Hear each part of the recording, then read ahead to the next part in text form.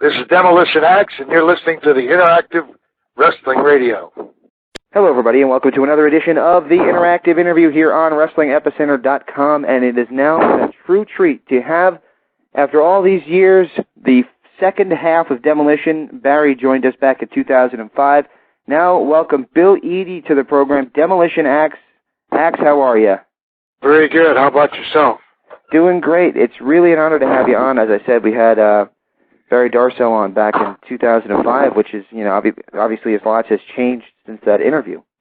Right. Well, Barry and I have been together now for a number of years, reunited, and we've had some fun going to Legends festivals and some events and signings, and it's good to get back with him. It's good to be back and talk to the fans and meet the fans and reminisce about years gone by. Absolutely, and that's one of the things that a lot of people have been asking us to do with you is have you on to discuss some of those years gone by. And we're not going to keep you too long today because I know you got a lot on your plate right now. But what are you up to today? What do you do these days other than the independent shows? Well, I went back to teaching. I think some of the fans knew that I was a teacher and coach before I got into wrestling. And once I got out of wrestling, I had a brief period of time where I had a security company for about 6 years. We did nightclub security, site security in hotels, motels, things of that nature. And then I was fortunate enough to sell it, sat around for a couple of years, and my wife and daughter said, "Isn't there something we can do?" And I went back into teaching, and I first started with teaching juvenile offenders. And now I work in a hospital setting. We still get our students from the juvenile court system, but it's teaching. I teach special education. Oh, wow. Now, do any of the kids know your past in wrestling? Well, I think the officers and some of the counselors do, but some of the kids are too young to remember when I was active. Of course, they try to ask questions and stuff, but a lot of them would divert their attention from school, so we try to keep it under wraps. Here you go. Okay. Now, one of the things we wanted to talk about was the demolition gimmick, and one of the things Barry Darsow mentioned was, though he loved the characters and the team and loved teaming with you, he hated the attire. He hated the, as he called it, S&M gear.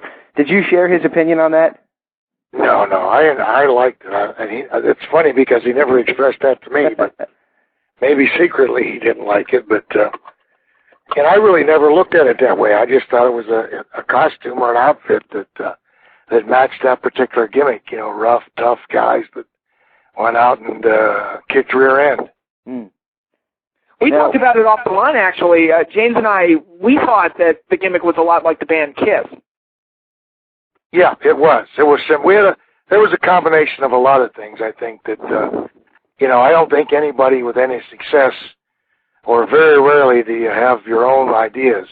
You're influenced by a lot of other individuals, and of course that was involved in it. And a little bit of the Blade Runners, and a little bit of information from the Thunderdome, and a little bit of paint from the Road Warriors. I mean, there was a combination of a lot of factors, but I think what we did, and I think we were successful, even though there was fragmented segments from different individuals, characters, movies, and so forth, we honed that and came out with our own personality.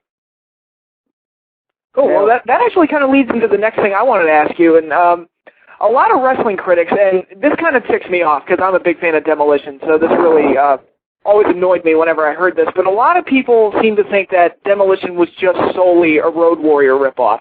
How do you respond to those critics that say that? Well, I mean, you're going to have Road Warrior fans, you're going to have Powers of Pain fans, you're going to have Demolition fans, and you're going to have fans that don't care about either one of them. We never tried to clone them. I think that was a comparison that Demolition fans versus Road Warrior, Legion of Doom fans, and Powers of Pain. I think that each team had its own strengths, its own weaknesses, and I felt that, in particular, I think that we could match up and have a good match with just about anybody, big guys, small guys, and in-between guys. And some of the other teams had difficulty with that. And that's absolutely true. You guys had great matches with everybody from the Killer Bees, the Rockers, to the Hart Foundation. I mean, and of course, later on, even though it was a little bit more abrupt than I think we all would have wanted, with the Road Warriors, the Legion of Doom, whatever you want to call them themselves. Yeah, well, there wasn't very much chemistry there. I think that there was a little bit of a feeling that we were trying to steal their thunder or whatever.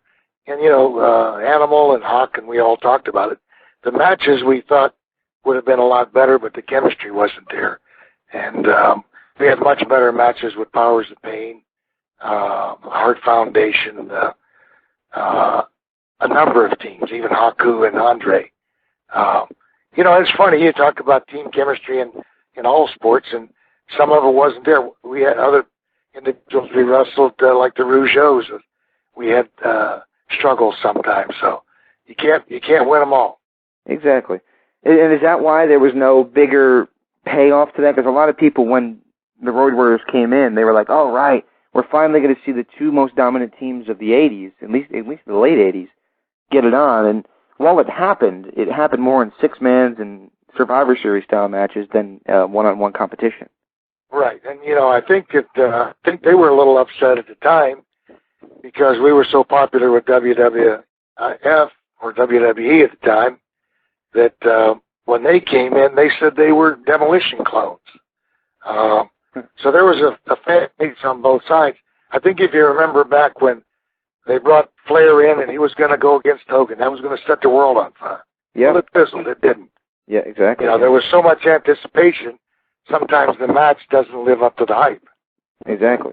And it kind of just, you're right, it just fizzled. And speaking of fizzling, I know that from watching your shoot interview that you did back in 2007 that you were having some health issues due to, I believe it was shellfish that you had in Japan. Right. Is that why you kind of phased yourself away from the Demolition character and ultimately ended up leaving WWE? Well, no, there were some promises made that weren't kept, and I was supposed to take another position.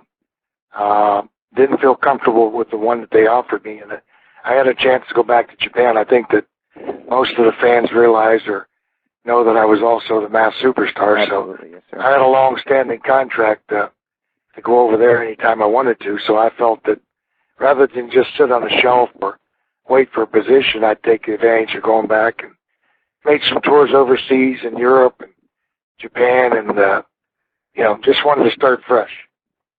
Absolutely. And that you did. And I wanted to ask you, I was watching some old tapes, and I remember watching something, I believe it was with the UWF, when you were with Blast.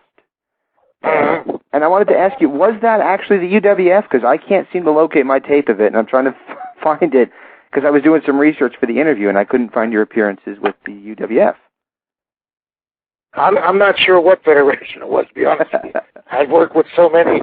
It could have been AYZ, I don't know, but I remember teaming up with him for a short period of time. Absolutely. It was basically to help him out. He was a local guy there in the Manhattan area, Brooklyn area, and I was doing a favor for promoter Tommy D. Oh. It just didn't work out. Although he was a real nice guy, one of the things that I suggested and emphasized that he work out, lose some weight, hone his skills, and I think that he thought maybe just by teaming with me it would, through osmosis he'd get popular, and it didn't. So that was a short-lived period of time. Now, in a Q&A session you did back at, I believe it was the NWA Legends Fest, I think it was 2006 you did it, you had mentioned that you weren't sure if we would ever see Demolition get back together. And right. Shortly thereafter, it ended up happening. How did it end up coming to be? Well, we've been asked for years and years and years to get back together. And, Barry and I had some differences. It wasn't monumental, but we had some differences. And then we got back into communication. And it's just like a situation. He and I were together on the road 24 hours a day for so many years. You're going to have squabbles. But we both felt it was beneficial for us to take advantage of the popularity and the promoters and the bookers wanting to use us. and not throw some money down the drain. So we just decided that, we'd take the first step, and then the first step leads to the next, and the next, and here we are. And we've been doing quite a few appearances lately. And that's really what people are looking for. People are nostalgic for that old time feel of the wrestling business, and I think that's evident by the action figures and such, which you guys got as well a few years ago with WWE as well. Were you glad to get that position with WWE to where they are releasing figures? Because a lot of guys who have a problem with them, they tend to try to diminish their reputation a little bit. And, well, I think it's beneficial to both sides. Vince is a pretty good businessman, and I think that there's an old saying, you'll do in business sometimes what you might not enjoy if it's going to benefit you. And I think that he realizes, we're still popular, and my deal went through my attorney, so I wanted to make sure that everything was cleared, but I think that it's benefited, him as well as us. Absolutely. I would absolutely agree with that. Two more questions. Now, another way, I've got one quick one, another way that the WWE has tried to capitalize on fans' love of past superstars has been the Hall of Fame that they do every year. Have they ever contacted you and Barry about possibly doing joint entry as Demolition to the Hall of Fame? Oh, well, we've been asked that question, I'm telling you, at least 1,000 times, if not more, by the fans. And we have no control over that. I mean, it would be a nice footnote, but both he and I we're successful, we were successful, and we had a good career. If we're fortunate enough to get in the Hall of Fame, that's nice, but, neither one of us are going to lose sleep if we don't, because we feel comfortable that the fans appreciated us. It's nice to be recognized, but it's not a do or die situation. All righty, I got to ask you this one to let you go with. One of the funniest parts of our interview with Barry had to do with Andre the Giant stories, and everybody's got one. Do you have one that you'd be willing to share with us about the legendary Andre the Giant? There's so many stories that Andre was a prankster. He enjoyed life. Unfortunately, he died too young. He was the godfather to my daughter, so we were around him quite a bit. Most of his stories are about him drinking, and you had to be there to realize how much he could drink. One time we were in Japan, and he was drinking a little bit even more than Andre normally drinks, and pinned about 5 Japanese guys in an elevator, and they never got out till he finally got out. So yeah, Barry. He went up and down the Kyo Plaza elevator about 10 times, and 5 or 6 little Japanese guys pinned against the wall behind him. You couldn't even see him. Oh man! Barry told us about the time. It was also in Japan where he got so drunk you guys had to carry him up the stairs because the bars are downstairs in Japan. That was at a German restaurant, yes. Yeah, and he said that they put him in the cab, and his head went out one side of the cab and his feet out the other. He used to have to sneak behind the pillars and hide behind the pillars of the hotels because the cabs would stop. They'd see him and they'd take off and not pick him up. Oh man! So he'd have to sort of hijack a cab. Of course, he fit in the front seat and the back seat. So. Oh man. Well, I got to ask you this to let it go. Now that the smoke is cleared with everything that went on between you and WWE, and we won't get into it because I promised you we wouldn't. How do you feel about going forward, and how are you feeling? Are you pretty comfortable looking back at your career and where you headed? Oh, yeah. Well, I feel very fortunate. I got an opportunity. I keep telling people that I got an opportunity to travel the world, go places, see things, and do things that people actually pay to go, and we got paid to do it. I was real comfortable with my career. I wouldn't second-guess anything I did. I had a good life. It provided a good opportunity for my family. I've got a good family, and I look around, sit in my home, and I say, well, wrestling has been very, very good to me. All righty, sir. Well, it's an honor to have you on, and anytime you're willing to come back on, we'd love to have you. But, of course, we're going to be seeing you up on September the 24th, as we set up for you at TOW's event, and you should be getting the deposit for that very shortly. Well, very good, and I appreciate it, and I appreciate you helping us out.